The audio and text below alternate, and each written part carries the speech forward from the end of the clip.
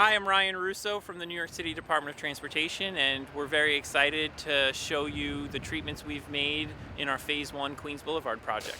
Queens Boulevard, unfortunately, hasn't really felt like a glorious tree-lined, livable boulevard. It has been much more like a highway, but it is where people live and work and walk and shop.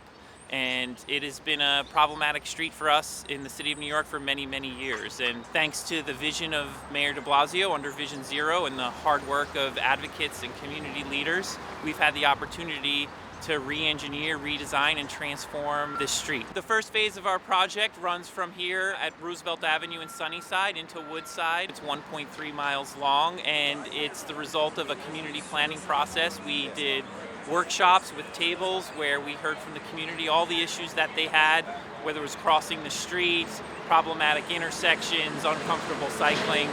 Here we are where Queens Boulevard comes out from adjacent the 7 train viaduct. Queens Boulevard is a multi-roadway boulevard with a main road and a service road, and you see that starting behind us where vehicles have to choose between the service road and the main road. And the real problem was that both the service road and the main road each felt like a highway.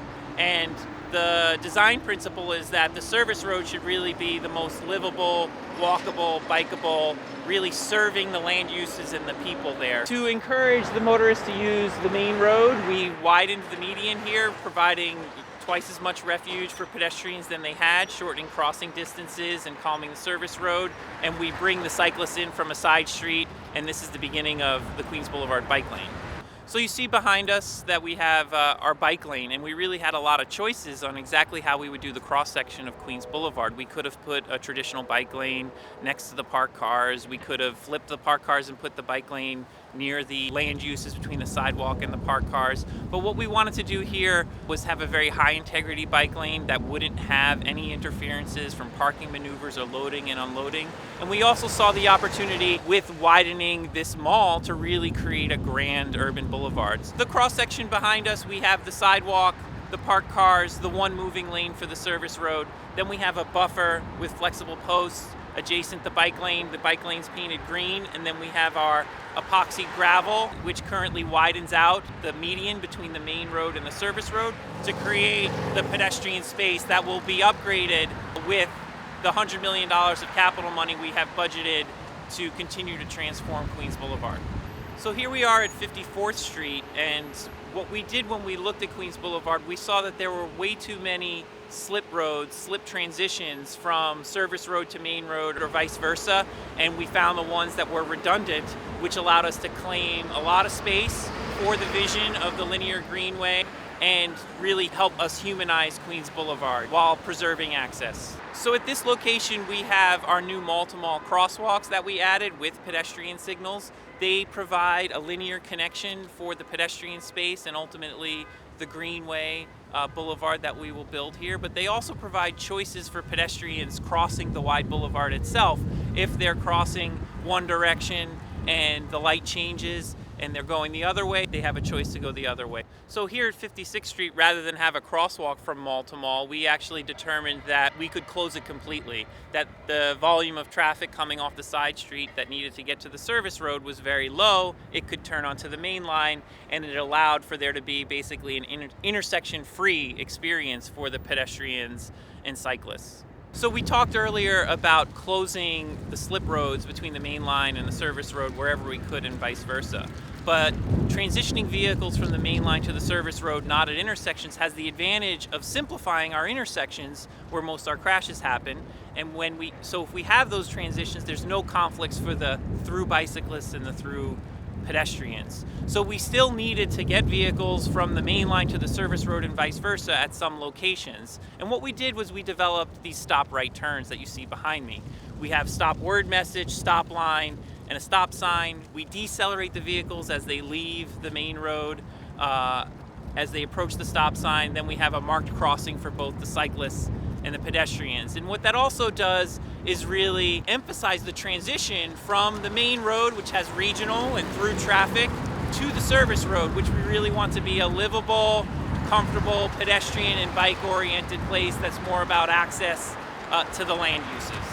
We're here in front of the Big Six apartment complex and shopping center, where previously we had to bring traffic onto the service road in 2 lanes because we have a highway entrance ramp about a half mile down Queens Boulevard. And what that meant was the regional and through traffic was on the service road going at high speeds. And what we did was we closed an entrance further upstream and built a whole new signal closer to the highway, a new entrance so that the main line traffic could access the highway and stay on the main line longer. That gave us this opportunity to continue our cross-section of a widened median and the protected bike lane to really try to achieve that livable, comfortable, crossable service road. So here up ahead is the new signal that we built to transition mainline traffic to the service road much closer to the highway entrance. We have flashing 2 o'clock arrow, right turn, juxtaposed with the bicycle signal to keep the cyclists safe and separated from the traffic transitioning. So one of the challenges of Queens Boulevard is that its cross-section and configuration does not stay consistent, and it has to do things like access highway ramps. It has railroad trestles that cross over it that change the width and the configuration of the roads. And we were really determined to do a project as fast as possible and not wait for a capital project to try to figure out some of these things. So we're standing in some pedestrian space, heading towards a crossing that we created and enhanced across the highway entrance ramp. And we tried to be as creative as possible in getting the cyclists and pedestrians through really a tremendous complex of different types of infrastructure. To my left is the entrance to the BQE, and we did a couple of things. Before, motorists just went high speed across traditional crosswalk without any separation or control. We now have a high visibility crosswalk and a signal to allow the pedestrians to cross safely. And then we also had this redundant road behind me, another opportunity to turn and go to the BQE that we closed with our operational pallet to provide a full connection with no conflicts at all for pedestrians to try to connect one neighborhood to the other, because this infrastructure truly separated neighbors, and we're trying to really stitch these neighborhoods back together. So here it was a tremendous challenge to try to get the bikeway underneath the railroad trestle. In the before condition, there was really no room to try to get the cyclists underneath this trestle. What we ended up doing was narrowing the moving lanes and pushing them up against the sidewalk curb, and then extending what was really a 2-foot sidewalk next to the railroad trestle and widened it to create the bikeway. One of the primary challenges with Queens Boulevard is just the large size of the right-of-way, and all of the intersections don't necessarily come in straight, and that makes crossings quite long. So we've always provided a large amount of crossing time with the signals for people to get across, but we try to shorten the crossing distances as much as possible, and we've claimed whatever space we could to widen median tips to reduce the amount of exposure and increase the comfort for pedestrians. So this is another location where a highway entrance ramp and infrastructure like the railroad trestle serve to divide neighbor from neighbor. And we added a signal and a crossing here where there had been none, so that people could safely just walk to a store or walk and visit their neighbor and connect those communities.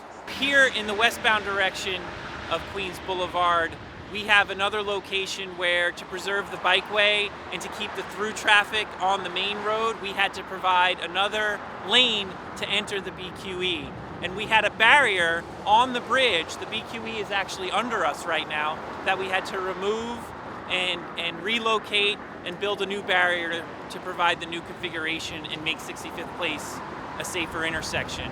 And it really goes to epitomize the amazing team effort that this whole project was at the Department of Transportation, from our roadway repair and maintenance division, our bridges division, our signals division, all of the operations involved that had to work together and collaborate in order to provide the new, safer configuration and keep the integrity of the bikeway.